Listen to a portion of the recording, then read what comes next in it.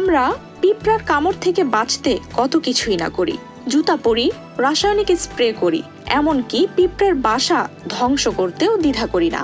কিন্তু কাক সে স্বেচ্ছায় পিঁপড়ার কামড় খেতে যায়। শুনতে অবাক লাগলেও এটি প্রকৃতির এক চমকপ্রদ আচরণ। কাকের এই অদ্ভুত আচরণকে বলা হয় অ্যান্টিং।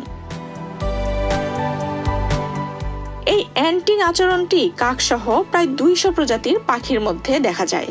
অসুস্থ বা পরজীবীতে আক্রান্ত হলে কাক পিঁপড়ের বাসা খুঁজে সেখানে গিয়ে তার ডানা ছড়িয়ে চুপচাপ বসে পড়ে। পিঁপড়েরা তখন ধীরে ধীরে কাকের শরীর ছেয়ে ফেলে, আর তাতেই পিঁপড়ের শরীরে থাকা ফর্মিক অ্যাসিড কাকের শরীরেও ছড়িয়ে যায়, যা প্রাকৃতিক কীটনাশক বা ছত্রাক নাশক হিসেবে কাজ করে। এই ফর্মিক অ্যাসিড পাখির শরীর থেকে ব্যাকটেরিয়া, ছত্রাক এবং পরজীবী দূর করতে সাহায্য করে।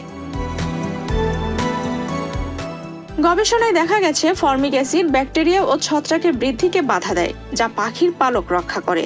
গবেষণাটি ছিল মূলত ডক্টর ফ্রান্সিস মুনসন এবং তার সহকর্মীদের দ্বারা করা, যারা পাখির অ্যান্টিং আচরণ এবং ফর্মিক অ্যাসিডের ভূমিকা নিয়ে গবেষণা করেছিলেন।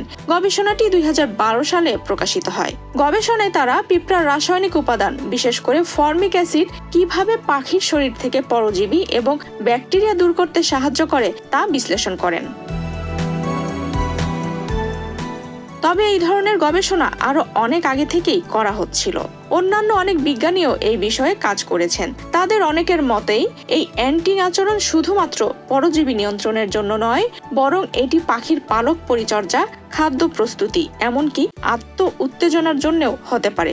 অর্থাৎ অনেকের মতেই অ্যান্টিং পাখির জন্য এক ধরনের আনন্দদায়ক অভিজ্ঞতা হতে পারে, মানুষের ধূমপান বা অন্যান্য অভ্যাসের মতোই। আফসানা রিপা, বাংলাদেশ প্রতিদিন।